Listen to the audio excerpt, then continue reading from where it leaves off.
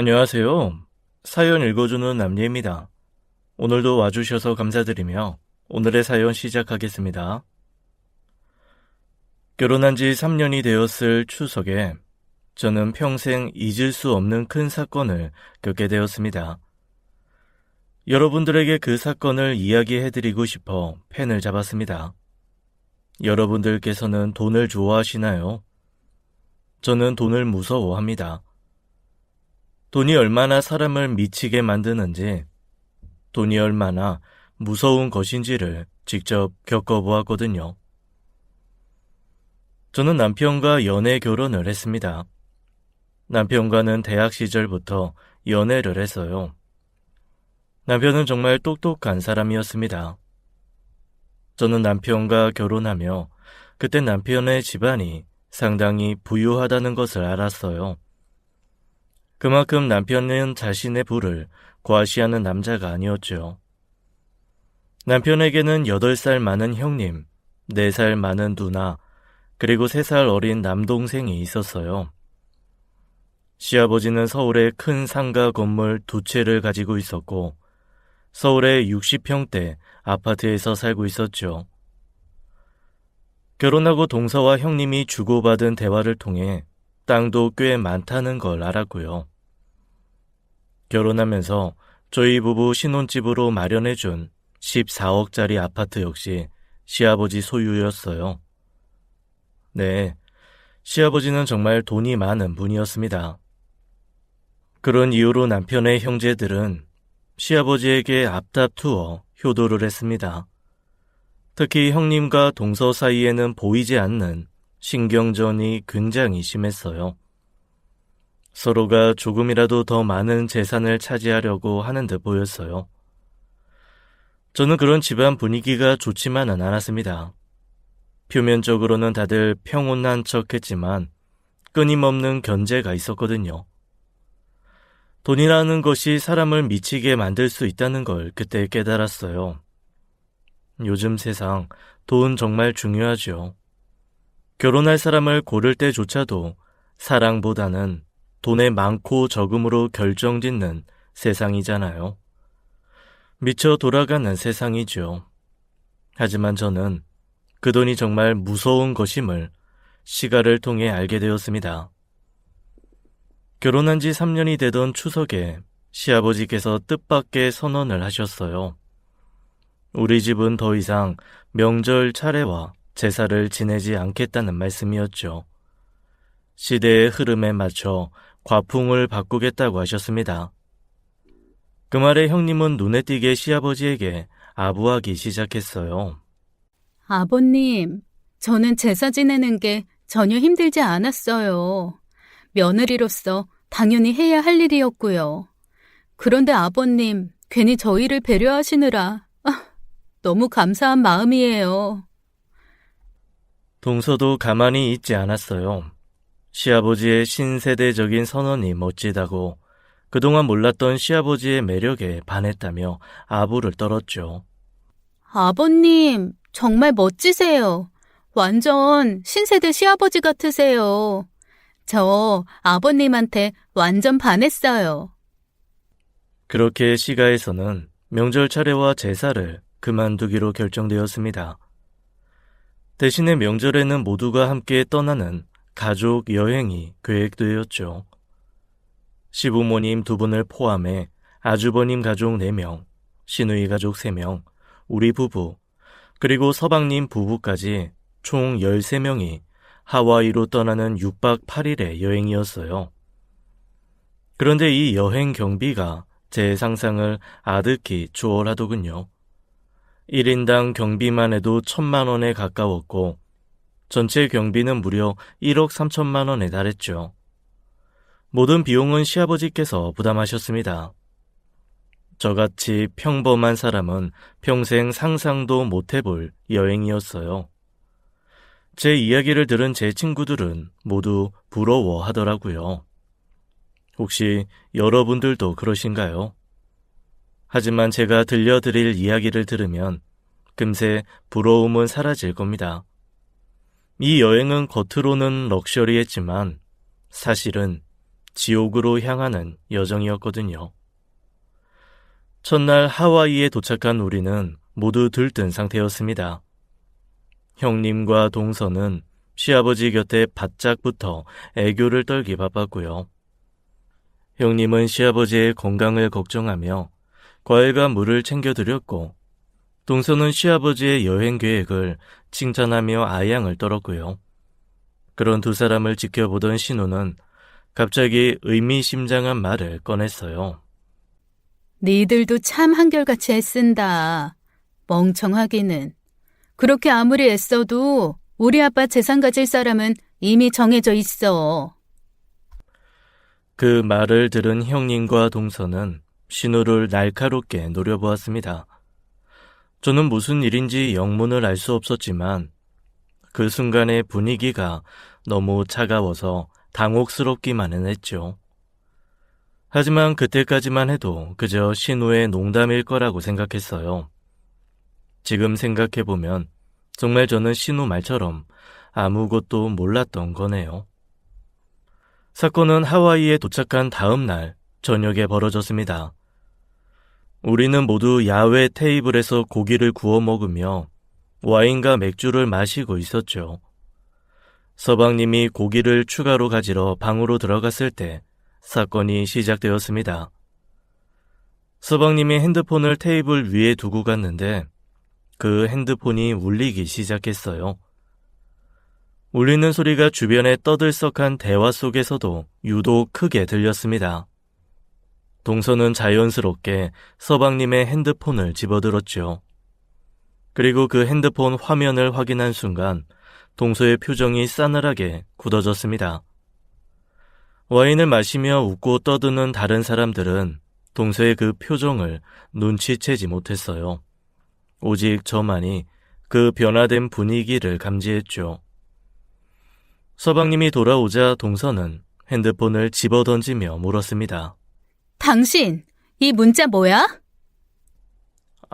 왜 남의 핸드폰을 봐? 무슨 문자? 서방님이 핸드폰을 확인하자마자 서방님 얼굴도 순간적으로 창백해졌어요.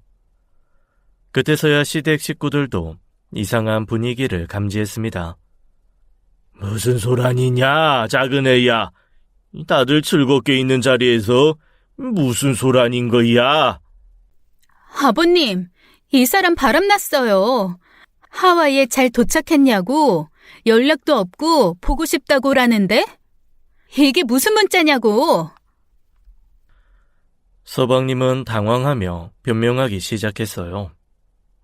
참, 별것도 아닌 걸로 왜 오해를 해. 그냥 사업 파트너야. 별거 아니야. 야, 너 여행까지 와서 괜히 오해하지 마. 아버지도 있는데 왜 이래? 하지만 동서는 서방님의 말을 믿지 않았습니다. 사업 파트너? 변명을 하려거든 성의 것이라도 해야 속은 척 넘어가 주지. 사업 파트너랑 이런 문자를 주고받는다고? 그럼 다른 문자는 어딨어?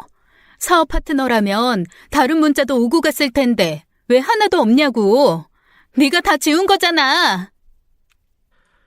서방님은 말을 더듬으며 변명을 했지만 동서의 의심을 잠재우지는 못했습니다. 더군다나 서방님은 사업은커녕 작은 회사에 다니는 회사원이었어요.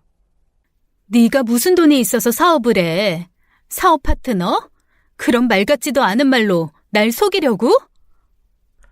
시아버지는 큰 부자였지만 자식들에게는 그 부를 쉽게 나눠주지 않는 사람이었어요. 스스로 자수성가해라 라는 주의였죠. 그래서 시아버지가 수백억 대 부자이지만 서방님은 회사를 다니고 있었습니다. 월급도 많지 않다는 사실을 동서로부터 들었었죠. 그런 서방님이 사업을 한다고 하니 동서 입장에서는 참 어이없는 변명이었을 겁니다. 집도 아버님 집이고 네가 받는 월급도 300분이 안 되는데 도대체 무슨 돈으로 사업을 해? 말해봐. 서방님은 점점 더 당황하는 기색을 보였고 결국 급하게 변명을 내뱉었죠. 그래. 형, 사업자금 형이 도와준다고 했어. 그 말이 떨어지자마자 모두의 시선은 아주버님에게 쏠렸습니다. 아주버님 역시 평범한 직장인이었어요. 자금을 할 만큼의 목돈이 없는 건 서방님이나 아주버님이나 마찬가지였죠. 그래서 서방님의 그 변명은 신빙성이 떨어졌어요. 무엇보다 아주버님은 곧바로 서방님의 말을 부인했습니다. 나? 내가? 야 임마, 왜 갑자기 나를 끌어들여? 나 그런 적 없는데 무슨 소리야? 아주버님의 말에 서방님은 얼굴이 굳어졌습니다. 형, 1억이야? 형이 진짜 도와주겠다고 했잖아. 아이씨, 그냥 다 말하자, 형. 서방님은 분노하며 소리를 질렀지만 아주버님은 계속 발뺌을 했습니다. 그 모습을 지켜보던 동서는 서방님에게 강하게 요구했어요. 그래? 좋아, 그럼. 당신이 사업 파트너라고 주장하는 그 여자한테 지금 당장 전화해봐. 지금 여기 가족들도 다 들을 수 있게 스피커폰으로 전화해, 당장. 서방님은 순간적으로 당황하며 거부했습니다. 그건, 지금은 안 돼. 그래, 야, 시차를 생각해야지. 참나, 시차는? 지금 한국 오후 4시야. 그런 얘기는 여기서 할 얘기 아니야. 이제 그만해. 아버지도 보고 있으시잖아. 우리끼리 한국에 돌아가서 이야기하자. 어? 그 순간 동서는 더 이상 참을 수 없다는 듯이 자리에서 일어나 선언했습니다. 내가 당신 바람난 거 의심하는 게 이번이 처음 같아? 웃기지 마. 꼬리가 길면 밟히는 거야. 내가 진작부터 벼르고 있었다고. 알아? 이혼할 거야. 당신하고 더는 못 살겠어. 그 말을 남기고 동서는 방으로 가버렸습니다. 서방님은 동서를 따라가 해명하려 했지만 동서는 이미 단단히 화가 나 있었습니다. 자기 방으로 들어가 문을 잠가버리고 나오지 않았죠. 시아버지는 이 소란스러운 상황에 크게 화를 내셨습니다. 가족 여행 와서 대체 이게 무슨 난리냐? 내가 이 여행에 얼마나 큰 돈을 썼는데 동현이 네가 제정신이야? 화가 난 시아버지는 술을 들이켰고 형님과 아주버님은 뒤에서 쑥덕거리며 조용히 이야기를 나눴습니다. 아마도 형님이 아주버님을 추궁하는 듯했어요. 서방님의 사업 자금을 정말로 돕겠다고 한 적이 있는지 혹은 그와 관련된 다른 일이 있는지 캐묻는 것 같았죠. 당신 설마 서방님 사업 진짜 돕겠다고 한 거야? 당신이 무슨 돈이 있어서. 아니지? 솔직히 말해. 아니라니까. 내가 무슨 돈이 있어. 형님의 이야기가 선명하게 들리지는 않았지만 그 내용은 대략 짐작할 수 있었습니다. 어쩌면 아주버님이 서방님을 도울 의사가 있었을지도 모릅니다. 하지만 지금은 절대 인정하지 않으려는 것처럼 보였죠. 이때 저는 시어머니의 표정을 보았습니다. 시어머니는 이 혼란스러운 상황을 걱정스럽게 바라보고 있었어요. 하지만 그 눈빛에는 단순한 걱정 이상의 무언가가 있었습니다. 그 순간 저는 직감적으로 알게 되었습니다. 어머님이 뭔가를 알고 있구나 하고요. 다음날 아침 동서는 짐을 싸서 한국으로 돌아가겠다고 했어요. 저는 동서를 말렸습니다. 지금 당장 비행기 편을 어디서 구해? 조금만 진정해. 하지만 동서는 이미 결심을 굳힌 듯 보였습니다. 사실 그 새끼 바람난 거 전부터 알고 있었어요. 촉으로 알고 있었다고요. 그런데 어제 증거를 잡았으니 이제 더는 참을 이유가 없어요. 한국 돌아가면 바로 이혼할 거예요. 그렇게 말한 동서는 바로 공항으로 떠났습니다. 서방님은 동서를 붙잡지 못했어요. 그저 술만 들이부으며 마셔댔죠. 그 모습에 시아버지는 참지 못하고 한마디 했습니다. 작작 좀 마셔라. 이 일을 해결할 생각은 안 하고 술이나 마시니? 내가 그래서 널 평소에도 못 믿는 거야. 하지만 서방님은 술김에 이미 폭발 직전이었습니다. 서방님은 시아버지의 말을 무시하고 아주버님을 향해 소리쳤습니다. 형, 나 진짜 서운한 거 알아? 내가 지금까지 참아줬는데 더는 못 참겠어. 내가 입 열면 형은 무사할 것 같아? 형님은 깜짝 놀라 서방님을 쳐다봤습니다. 서방님, 그게 무슨 말이에요? 아주버님은 당황한 기색이 역력했죠. 야, 너 입 안 닥치냐? 왜 나까지 끌어들여? 서방님은 술에 취한 채 더 이상 침묵하지 않겠다는 듯 소리쳤습니다. 왜 닥쳐야 해? 난 지금 이혼할 판인데 이게 다 형 때문인데. 그게 왜 내 탓이야? 네가 바람난 건데. 그래서 내가 그 여자 만나지 말라고 말렸잖아. 내 말 안 들은 건 너야. 그런데 이제 와 왜 내 탓을 해? 충격이었습니다. 아주버님은 서방님의 외도를 이미 알고 있었던 거였어요. 내가 그 여자 만난 거, 그거 다 형이 소개한 거잖아. 형이랑 같이 술 마시다가 그 여자 만난 거야. 형이 투자자라면서 소개시켜줬고 그때부터 이렇게 된 거잖아. 서방님의 폭로에 아주버님은 얼굴이 굳어졌고 형님도 충격을 받은 표정이었어요. 형님이 의심을 품고 아주버님에게 집요하게 물었습니다. 그럼 당신 서방님 사업 도와주겠다고 한 것도 사실이야? 도대체 무슨 돈으로? 당신이 돈이 어디서 나서? 바른 대로 말 못해? 당신도 평범한 직장인인데 무슨 돈으로 사업을 하겠다고? 형님의 집요한 추궁에 아주버님은 점점 더 곤란해하는 표정이었습니다. 그래, 엄마가 돈 주기로 했어. 사업자금 다 엄마가 주기로 한 거라고. 그래서 그 돈으로 동현이랑 사업하기로 한 거였다고. 그 말이 떨어지자마자 시아버지의 얼굴은 순식간에 굳어졌습니다. 시아버지는 큰 소리로 시어머니에게 물었죠. 뭐라고? 당신이 무슨 돈이 있어서? 그 돈이 어디서 나서 당신이 재광이랑 동현이한테 사업자금을 줘? 시어머니는 당황한 표정으로 시아버지와 아주버님을 번갈아 바라봤습니다. 시어머니가 무언가 변명하려 했지만 상황은 이미 걷잡을 수 없이 심각해졌습니다. 숨겨졌던 진실이 하나둘씩 드러나는 가운데 시아버지는 대노를 하기 시작하셨죠. 설마, 당신 내 돈 건드린 거야? 이 여자가 미쳤나? 시아버지는 나이가 많으셔서 평소 건물 관리는 시어머니가 맡아왔습니다. 상가 건물의 월세나 보증금 관리 같은 일을 모두 시어머니가 처리하셨죠. 그런데 서방님의 외도 사건이 폭로되고 아주버님과 시어머니까지 연루된 것이 드러나자 시아버지의 분노는 극에 달했습니다. 당장 내 통장 가져와! 대체 무슨 돈으로 그랬는지 지금 내 눈으로 확인해야겠다. 여보, 지금 여행 중이잖아. 하와이까지 와서 통장이 어딨겠어. 지금 확인 못해요.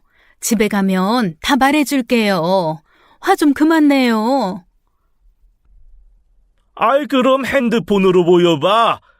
요즘 그 핸드폰으로 다 확인할 수 있잖아. 당신이 돈 관리 핸드폰으로 다 하는 거 내가 아는데 어디서 확인을 못한다고 거짓말을 해? 지금 당장 보여봐. 저도 시어머니가 평소 핸드폰 은행 어플을 통해 시아버지 상가에 들어가고 나오는 돈을 관리하고 있다고 알고 있었어요. 그 때문에 시어머니가 사용하시는 핸드폰도 시아버지 명의이고요. 하지만 시어머니는 핸드폰을 보여줄 수 없다며 거부하셨습니다. 지금은 못해요. 나중에 이야기하자고 했잖아요. 애들도 다 있는데 당신 왜 이래요? 그렇게 두 분 사이에 심한 말다툼이 벌어졌습니다. 싸움이 점점 격해지자 신우이와 남편이 급히 두 분을 말렸습니다. 아버지, 일단 진정하세요. 어머니도 이 상황을 정리할 시간이 필요해요. 그러니까 진정하시고 한국 가서 찬찬히 어머니 이야기 들어봐요. 네? 맞아요, 아버지. 너무 급하게 하지 마세요. 이건 차근차근 이야기하면 되잖아요. 하지만 시아버지는 그 말을 듣지 않으셨습니다. 시아버지는 바로 핸드폰을 꺼내 직접 은행에 전화를 걸었습니다. 내 상가 월세 받는 통장, 거기 이체 내역들 다 나한테 정리해서 사진으로 보내. 시아버지는 오랜 거래를 해온 은행의 VVIP 고객이었습니다. 시아버지가 은행을 가면 지점장이 직접 나와서는 시아버지를 모셨었죠. 그래서 은행 직원들은 시아버지의 말을 거역할 수 없었습니다. 곧 은행 직원이 모든 이체 내역을 시아버지에게 문자로 보내주겠다는 답을 했죠. 시어머니는 그 말을 듣자 얼굴이 새하얘졌습니다. 여보, 이건 집에 가서 이야기하자고. 지금 이러지 말고, 제발. 시어머니께서 시아버지에게 애원을 했지만 은행에서 곧 이체 내역을 시아버지에게 보낼 것이 분명했습니다. 시어머니는 더 이상 숨길 수 없다는 것을 깨달았던 거죠. 그리고 결국 시어머니는 모든 사실을 고백하셨습니다. 사실은 내 동생 사업하는데 당신 돈을 좀 썼어.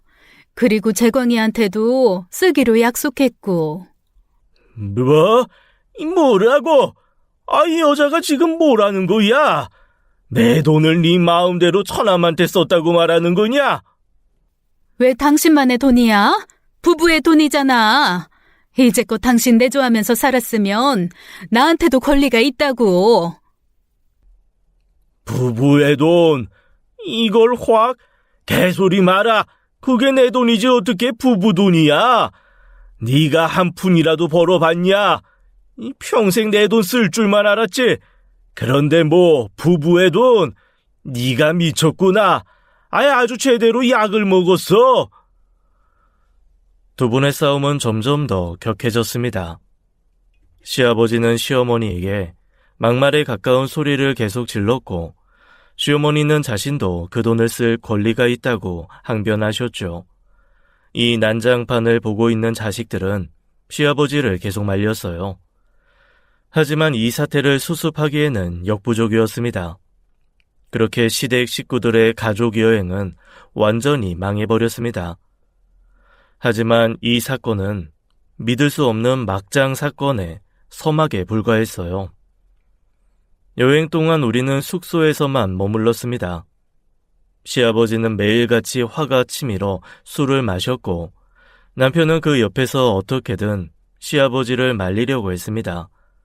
하지만 시아버지의 분노는 가라앉지 않았죠. 시어머니 역시 신우와 방에 들어가 술을 마시며 신세 한탄을 했습니다. 저와 형님은 시어머니의 한탄을 듣고 위로하려고 했지만 분위기는 처참했습니다. 그렇게 6박 8일간의 지옥 같은 여행이 끝이 나고 저희는 한국으로 귀국했어요. 공항에 도착하자마자 시어머니는 마치 도망치듯 신우 부부와 함께 신우의 집으로 가버렸어요. 그 모습을 보고 시아버지는 소리를 지르셨죠. 저 여자랑은 이혼할 거다. 거지같이 살던 여자 불쌍해서 거둬줬더니 아주 도둑년이었어. 아버지, 진정하세요. 저와 남편은 그 말에 당황하며 시아버지를 말려보았지만 소용없었습니다. 결국 아주버님 부부도 집으로 돌아가고 저희 부부가 시아버지를 모시고 시댁으로 향했습니다. 가는 길 내내 시아버지는 분노에 가까운 소리를 지르셨죠. 특히 시어머니와 남동생, 그러니까 시아버지의 처남에 대한 분노가 컸습니다. 시아버지는 차 안에서 처남에게 전화를 걸어 화를 냈습니다. 너 이 새끼야! 네가 꾸민 짓이냐? 내 돈 빼돌린 거 다 들었다. 너 내 돈 어디에 썼냐? 또 지난번처럼 네 엄마 아프다고 몰래 뺏은 거야? 내가 분명 말했지. 그게 마지막이라고. 당장 가지고 와. 확 콩밥 먹여버리기 전에. 평소 스피커폰으로 전화를 하시는 시아버지였기에 통화 내용은 저희 부부도 전부 들을 수 있었습니다. 다짜고짜 뭔 소립니까? 무슨 돈이요? 내가 형님 돈을 왜 빼돌립니까? 이 새끼가 발뺌을 하네. 네가 네 누이랑 작당하고 내 돈 빼돌린 거잖아. 무슨 소리 하는지 모르겠고 없이 산다고 지금 저 무시합니까?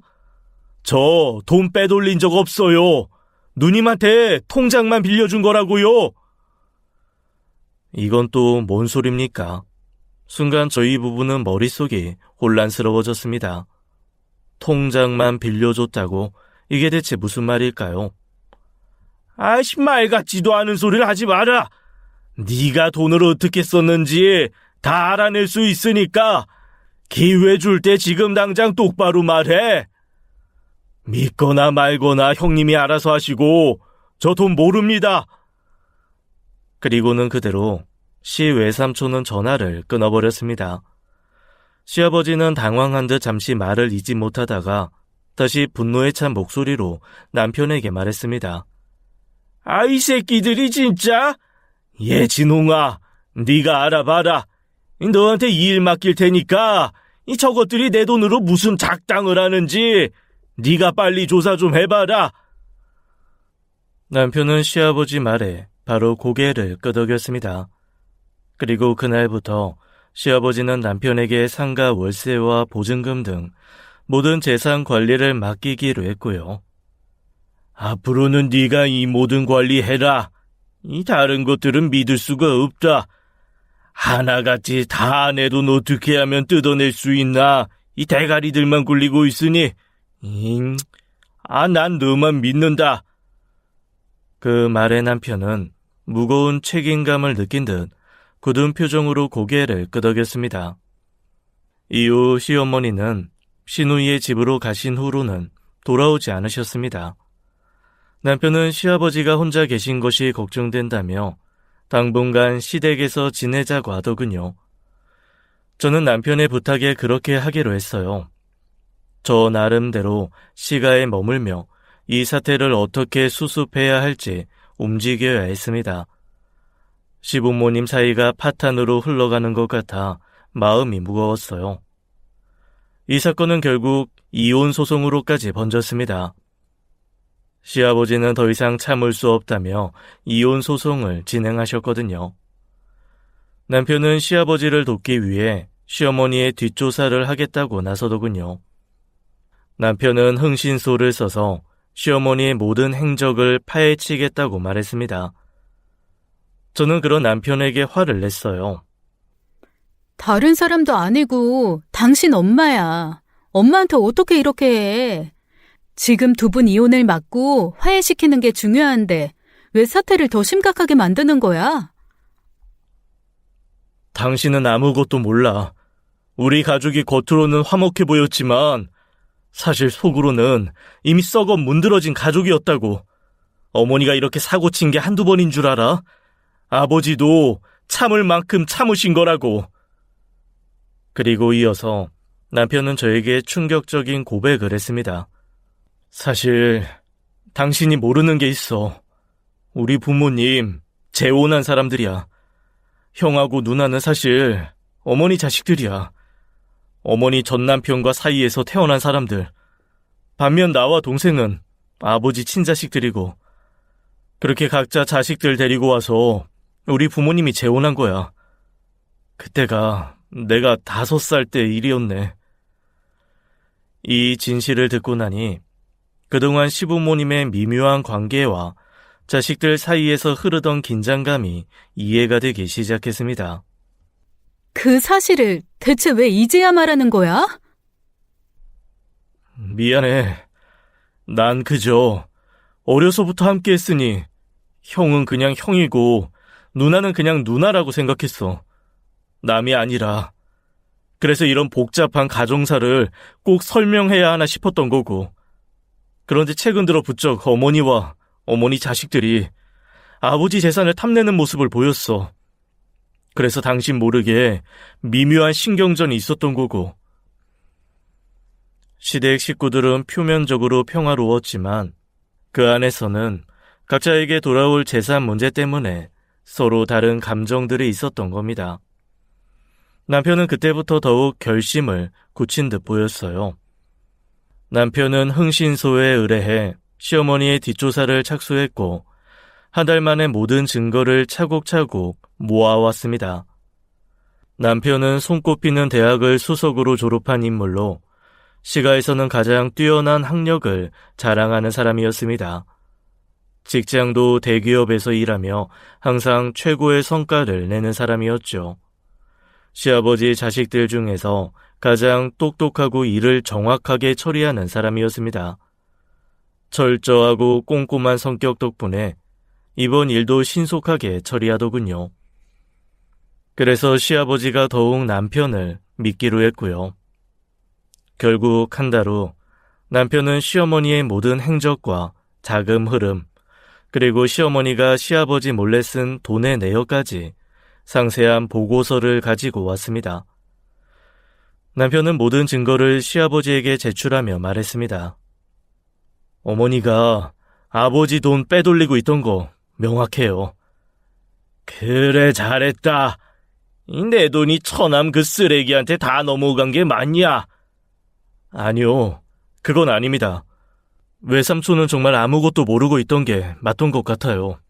외삼촌 말대로 어머니한테 통장만 만들어주신 것 같아요. 그리고 이어서 남편이 내민 서류는 충격적인 것이었습니다. 남편이 조사한 바에 따르면 시어머니는 자신의 남동생 명의로 통장을 만들어 그 통장을 직접 사용한 것으로 드러났습니다. 그 통장에 시아버지의 돈을 빼돌려 왔던 것이었죠. 하지만 더 충격적인 사실은 그 돈이 시어머니의 내연남과 함께 사용된 것으로 추정된다는 것이었습니다. 시어머니에게 내연남이 있다는 사실은 저에게 큰 충격이었어요. 도저히 믿기 어려웠죠. 남편은 시어머니의 내연남에 대한 정보와 그 남자의 사진까지 모든 것을 알아내어 시아버지에게 전달했습니다. 시아버지는 그 자료를 보며 굉장히 분노하셨지만 남편에 대한 신뢰를 다시 한번 확인하셨죠. 역시 믿을 건 너밖에 없다. 아니, 네 없었으면 어쩔 뻔했냐? 아주 내 재산 다 털려서 이 거지 될 뻔했다. 괘씸한 것들. 아이, 거지 같은 것들 걷어서 먹여주고 입혀줬더니 은혜를 원수로 갚아. 그리고 시아버지는 결국 이혼 소송을 진행하기로 결정을 하셨죠. 저도 이때는 더 이상 시아버지와 시어머니 사이를 화해시키려는 노력을 할 수 없었어요. 그만큼 남편이 수집한 증거가 명확했으니까요. 이 소식이 전해지자마자 시누이가 난리가 났습니다. 시누이는 시아버지를 찾아와 매달리며 이혼을 막으려고 했지만 시아버지는 시누이를 만나주지도 않았어요. 결국 시누이는 분노에 차서 시아버지를 향해 악담을 퍼부으며 떠났습니다. 돈밖에 모르는 늙은이. 그렇게 돈이나 움켜쥐고 평생 외롭게 늙어 죽어. 저는 시댁에 들어와 보지도 못하는 신우를 밖에서 만나 위로했습니다. 그런 제게 신우가 말하더군요. 이 집 식구들은 다 돈에 미쳐있는 인간들이야. 우리 엄마가 바람이 났다고? 웃기지 마. 돈으로 뭔들 조작을 못해? 그러니까 너도 조심해. 돈에 눈 멀면 너도 저 인간들처럼 되는 거라고. 그렇게 시아버지와 시어머니의 이혼 소송이 시작되었습니다.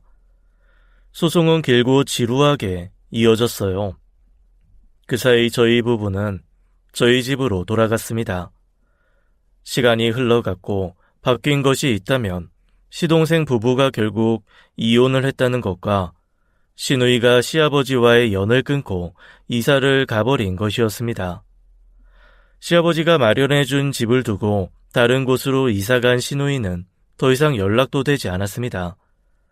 시어머니 역시 이후로는 아무런 연락이 되지 않았어요. 제 연락도 받지 않으셨죠. 한편 아주버님은 매일같이 시아버지를 찾아와 시어머니의 잘못을 용서해달라고 빌었습니다. 용서를 못하겠다면 적어도 자신하고는 부자의 연을 끊지 말라고 빌었죠. 하지만 시아버지는 아주버님을 차갑게 대하셨어요. 네가 이러는 이유 내가 모를 줄 아냐? 내가 네 엄마랑 이혼하면 너도 이제 내 재산 유산으로 못 받아서 이러는 거 아니야? 네 엄마 따라가라. 난 더 이상 널 아들로 생각하지도 않고 볼 생각도 없다. 그 말만 남기고 아주버님을 쫓아내버리셨어요. 시아버지는 이제 제 남편을 자신의 오른팔로 삼았고 모든 재산 관리를 남편에게 맡기셨습니다. 시아버지는 이제 친아들인 남편에게만 모든 것을 의지하게 되었죠. 이제 믿을 건 너희 부부뿐이다. 니들 없었으면 어쩔 뻔했냐? 그러던 어느 날 시누이가 저를 찾아왔습니다. 약속을 정하고 카페에서 만났어요. 오랜만에 보는 얼굴에 반가웠죠. 하지만 시누의 표정은 심각했습니다. 시누이는 저를 보자마자 자리에 제대로 앉기도 전에 입을 열었어요. 나도 엄마 뒷조사를 좀 해봤어. 그런데 이상한 게 한두 가지가 아니야. 엄마가 내연남과 바람이 난 건 분명 잘못이야. 그런데 뭔가 이상해. 그 내연남 말이야. 52살이더라고. 젊은 남자였어. 그렇게 젊은 남자가 왜 엄마한테 접근을 하냐고. 시어머니는 당시 61였고 몸매나 외모도 특별히 관리된 편은 아니었습니다. 그러니 그 내연남이 시어머니에게 접근한 이유가 있다는 게 신우의 말이었죠. 사실 저도 남편이 시아버지에게 내연남 관련 서류를 전달할 때 그 점들을 수상하게 생각하고 있긴 했어요. 엄마가 관리가 잘 된 꽃중년도 아니잖아. 오히려 동년배 다른 분들보다 더 연세가 들어 보이는 분인데 그런데 왜 하필 그 젊은 남자가 엄마한테 접근을 하냐고. 이거 너무 이상하지 않아? 그리고 더 이상한 점이 있다고 말했습니다. 더 이상한 건 모든 사건이 드러나자마자 그 내연남이 마치 증발하듯 사라졌다는 거야. 엄마하고도 더 이상 연락이 안 된대. 전화번호도 없는 번호로 나오고. 이거 너무 수상하지 않아? 대놓고 그놈이 우리 엄마 작업한 거잖아. 저는 시누이의 이야기를 들으며 한참 동안 말없이 귀를 기울였습니다. 시누이는 이런 이야기를 털어놓을 곳이 없어 보였어요. 누구도 이 의문에 대해 관심을 기울이지 않았을 테지요. 오직 시누이 혼자 그 답을 찾으려고 애쓰고 있었던 겁니다. 형님이 느끼는 의문 충분히 이해해요. 저도 이런 상황이 의심스럽긴 해요. 저는 저대로 따로 조사해 볼게요. 제발 부탁해. 나 이제 믿을 사람 올케뿐이야. 그렇게 저는 시누이의 한풀이를 한참 동안 들어주며 그녀를 위로했습니다. 신우는 제가 곁에 있어주는 것만으로도 약간의 위안을 얻은 듯 보였어요. 그리고 신우와 헤어지고 며칠이 지나지 않았을 때였습니다. 그날은 친정 여동생의 부탁으로 집에서 꽤 많이 떨어진 일산에 갔었죠. 그날 급하게 친정 여동생이 만나자고 조르더라고요. 워낙 걔가 계획 없이 즉흥적으로 무언가를 하기 좋아하는 아이였어요. 그래서 남편에게 말도 못하고 그날 아침 일산으로 향했어요. 여동생이 깜짝 놀랄 사람을 소개해준다기에 무슨 일인가 싶었는데요. 여동생이 일산에서 예비 제부를 처음으로 제게 소개해주더군요. 그래서 셋이 함께 밥을 먹고 헤어졌습니다. 그리고 식사를 마치고 집으로 돌아가려던 순간 저는 전혀 예상치 못한 장면을 목격하게 되었어요. 길가의 한 카페를 지나가는데 익숙한 모습이 눈에 띄었습니다. 그것은 다름 아닌 남편이었어요. 일산에서 남편을 보게 되다니 남편이 왜 여기에 있지 싶었죠. 남편은 일산에 아무런 연이 없었거든요. 반가운 마음에 저는 남편에게 아는 척을 하려고 카페에 들어가려다가 그 자리에서 멈추고 말았습니다. 남편과 함께 있는 사람이 너무나 놀라운 사람이었거든요. 바로 시누이와 시어머니가 그렇게 찾고 있던 시어머니의 내연남이었습니다. 그 순간 제 심장은 두근거리기 시작했어요. 왜 남편과 함께 있는 걸까 혼란스러웠죠. 혹시 남편이 시아버지를 대신해서 내연남을 고소하려고 만난 걸까 그런 생각이 스쳐 지나갔습니다. 하지만 상황은 그런 예상과 전혀 다르게 흘러갔어요. 남편과 내연남은 서로를 바라보며 미소를 짓고 악수를 나누고 있었거든요. 더 놀라운 것은 남편이 내연남에게 봉투를 건네는 장면이었습니다. 그 봉투 안에는 돈이 들어있는 것인지 아니면 무언가 중요한 서류인지 알 수는 없었습니다. 제가 혼란스러워하는 사이 남편과 내연남은 카페 밖으로 나왔습니다. 저는 재빨리 근처 기둥 뒤로 몸을 숨겼어요. 심장이 미친 듯이 쿵쿵 뛰기 시작했고 제 손이 바들바들 떨렸습니다. 남편과 내연남은 잠시 이야기하다가 헤어지고는 내연남이 지하주차장으로 향했어요. 저는 조심스럽게 내연남을 뒤따라갔습니다. 지하주차장에 간 시어머니의 내연남은 자신의 차로 향했고 저는 그 모습을 보며 급하게 제 차로 달려갔어요. 그리고 서둘러 내연남의 차를 몰래 따라갔지요. 불안감에 떨렸습니다. 대체 무슨 일이 벌어지고 있는 건지 머릿속이 복잡했어요. 왜 남편이 그 내연남과 함께 있고 그 남자에게 웃음을 지으며 봉투를 주고받고 있는지 이해할 수 없었습니다. 저는 남편에게 전화를 걸어 상황을 떠보기로 했습니다. 남편이 무슨 말을 하는지 확인해야겠다는 생각이 들었죠. 떨리는 손으로 전화를 들어 남편에게 전화를 걸었습니다. 꽤 오래 통화 연결음이 들리더니 이윽고 남편이 전화를 받더군요. 당신 왜? 여보, 어디야? 남편의 목소리는 평소와 다를 바 없었습니다. 나? 당연히 회사지. 왜? 남편 회사는 강남이었습니다. 그런데 제가 방금 남편이 일산에 있는 걸 확인했잖아요. 남편이 제게 거짓말을 하고 있었어요. 아, 회사구나. 그럼 바쁘겠네. 알겠어. 이따가 집에서 봐. 무슨 일 있어? 목소리가 떨리네. 아, 별거 아니야. 낮잠 좀 자다가 무서운 꿈을 꿔서. 아무튼 집에서 봐.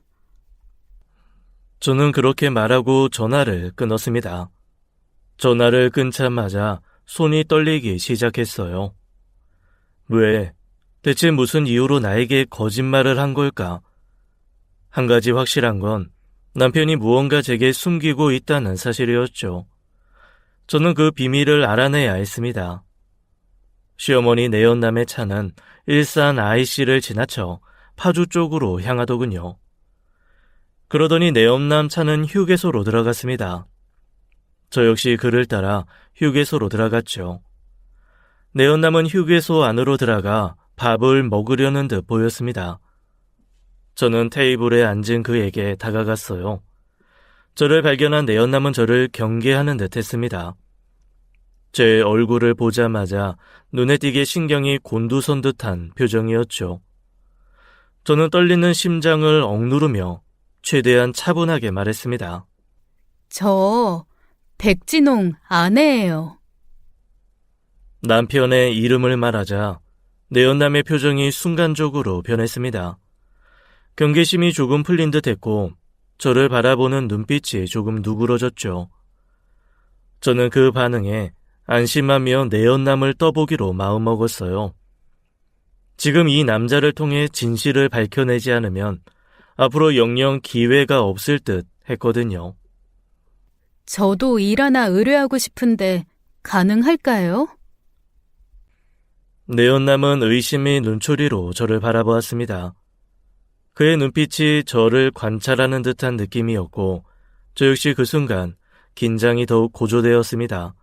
심장이 터질 것 같았어요. 제 심장 소리가 제 귀에도 들릴 지경이었죠.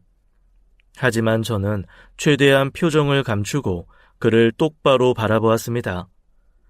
내연남은 저를 한참 동안 쳐다보았다가 1분 정도 지났을 때 갑자기 크게 웃기 시작했습니다.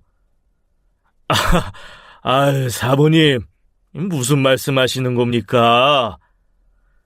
그 순간 저는 잠시 내 의심이 틀린 것인가 싶었습니다.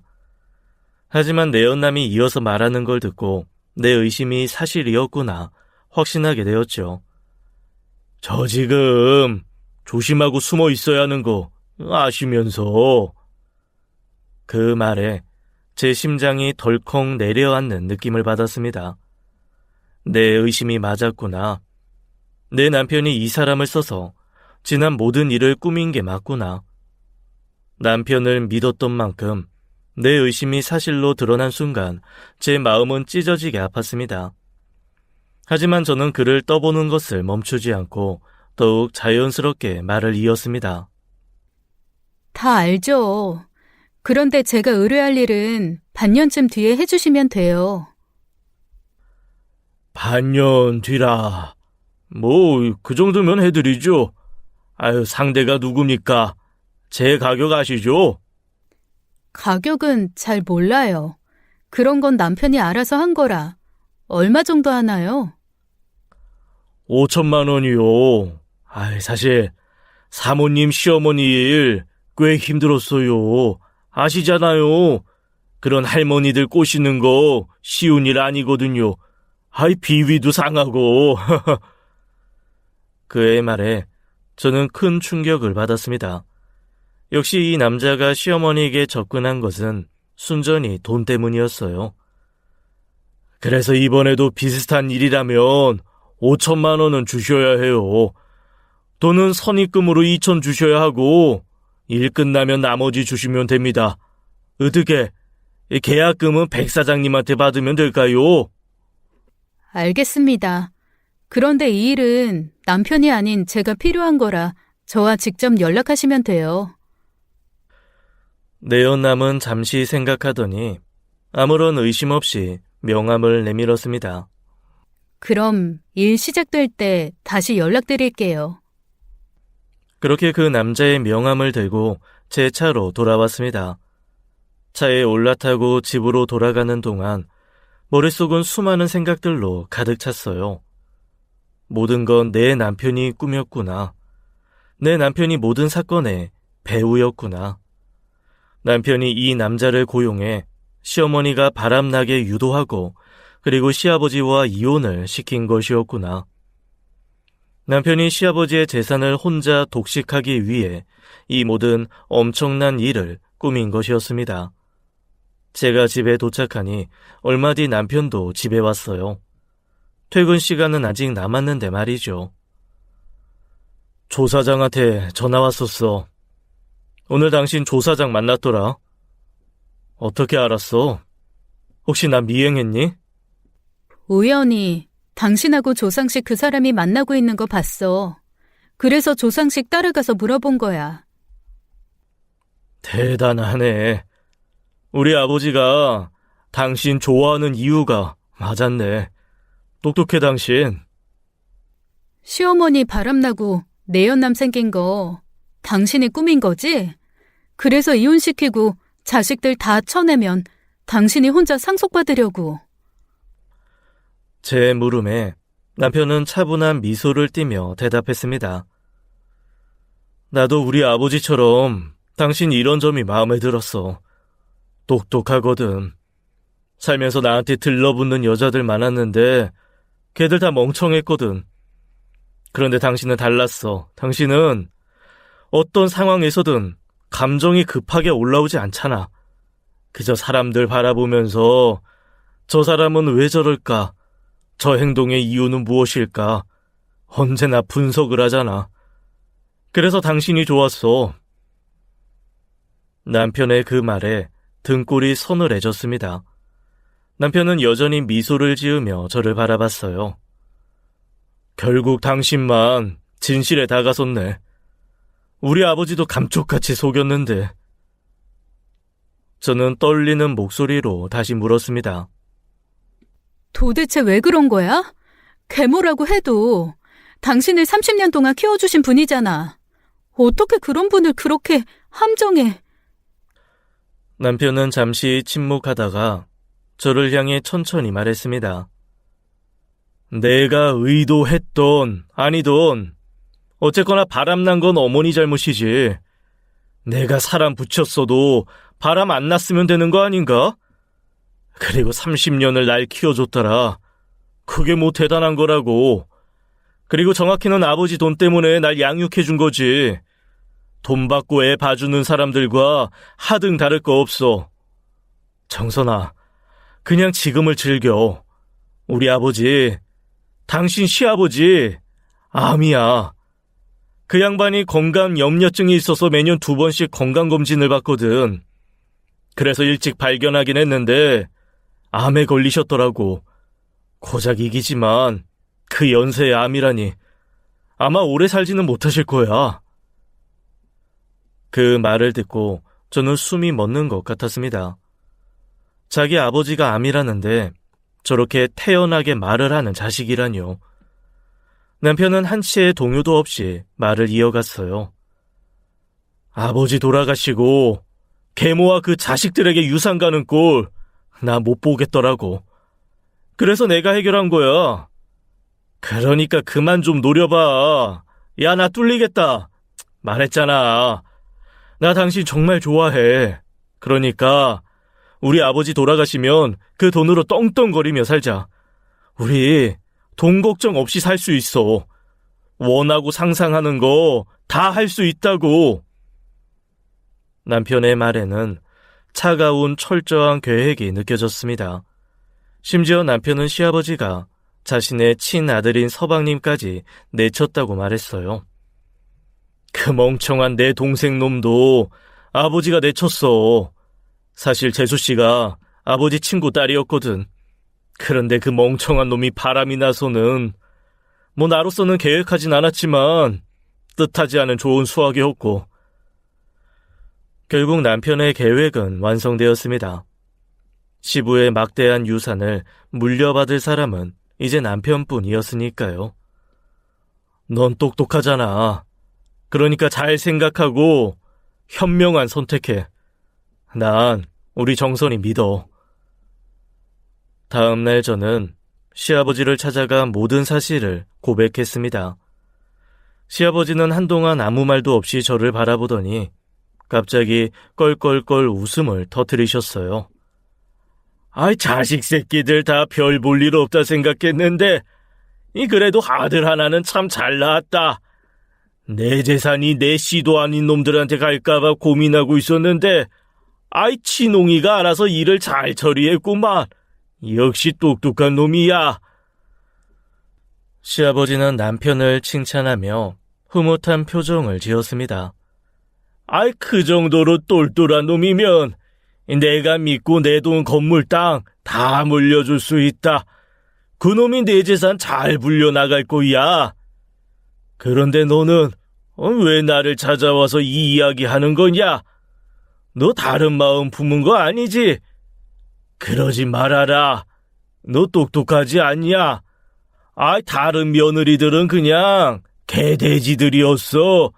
그저 내 돈이나 쓰고 한 푼이라도 더 받아내고 싶어서는. 딱 부전자전이네요. 제 말에 시아버지가 저를 노려보며 말하더군요. 돈이라는 게 독이 있다. 그래서 약한 놈들이 가지면 독이 되는 거고 나 같은 사람이 가지면 힘이 되는 거야.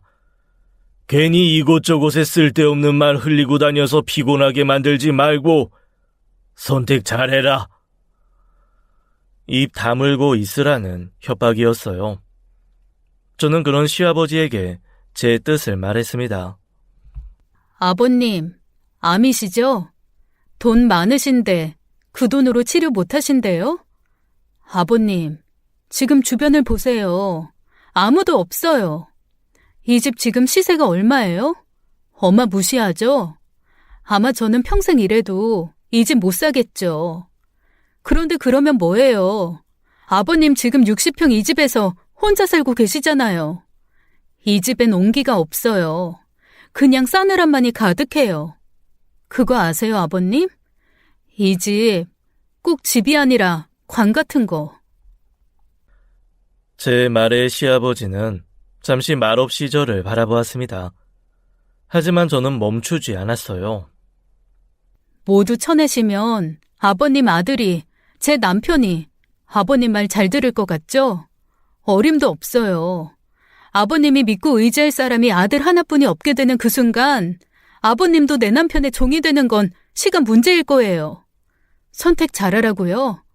제 선택은 벌써 끝났어요. 저는 더는 이 지옥에서 살고 싶지 않아요. 저 이혼하려고요.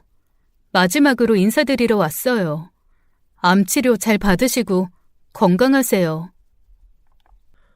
제 말이 끝나자 시아버지는 한동안 생각에 잠긴 듯 보였습니다. 그리고는 이런 말을 했어요. 위자료는 못 준다. 결국 그분은 끝까지 돈만 생각하더군요.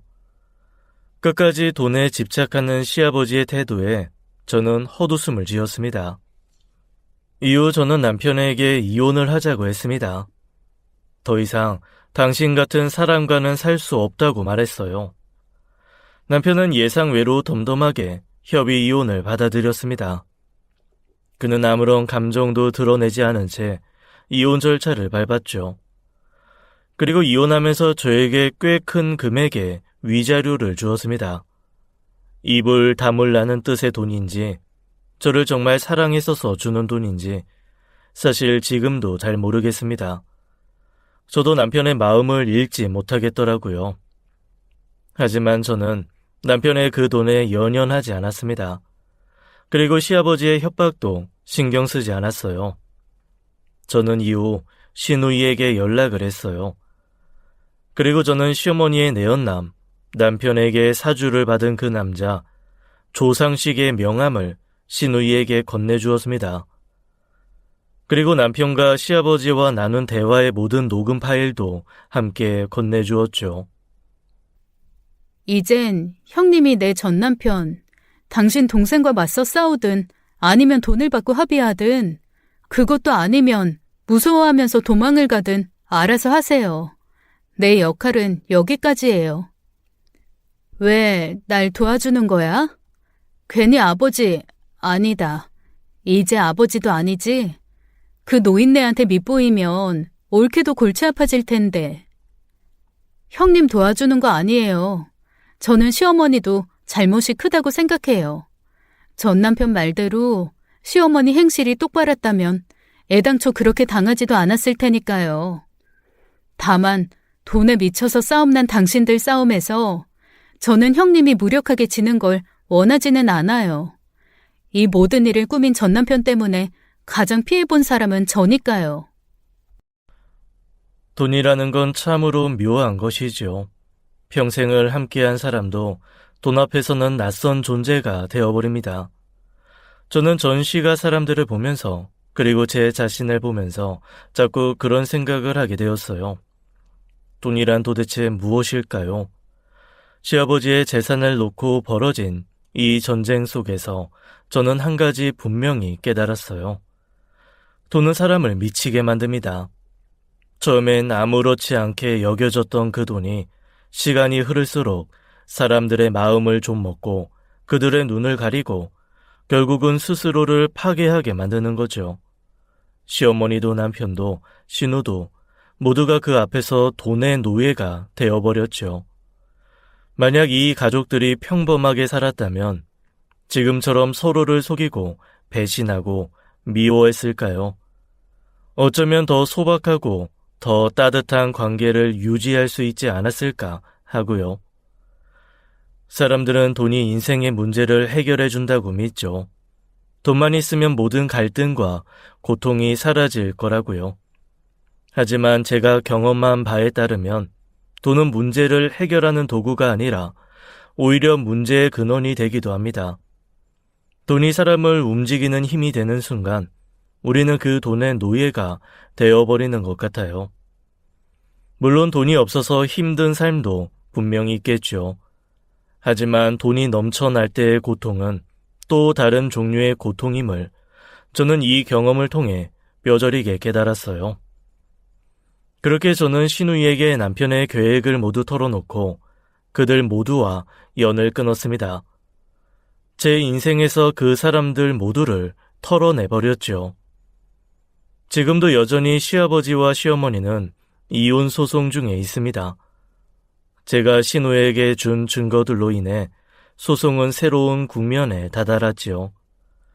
아주버님은 여전히 자신의 친모가 아닌 전 시부 편에 서서 조금이라도 유산을 받기 위해 애를 쓰고 있습니다. 서방님은 잘못을 빌며 자기 형인 제 전남편에게 모든 재산을 남기지만 말아달라고 빌고 있고요. 그 사람들은 소송과 갈등을 하며 서로가 싸우고 있다고 생각할 겁니다. 하지만 제가 볼 땐 아니에요. 그 사람들은 모두 돈과 싸우고 있는 겁니다. 돈이란 대체 무엇일까요? 사람을 미치게 만드는 돈, 가족을 파탄내고 사람들 사이를 갈라놓는 그 힘이 참으로 무섭습니다. 지금까지 사연 읽어주는 남녀였습니다. 끝까지 함께 해주신 여러분 감사드리며 저희는 다음 사연으로 돌아올게요. 감사합니다.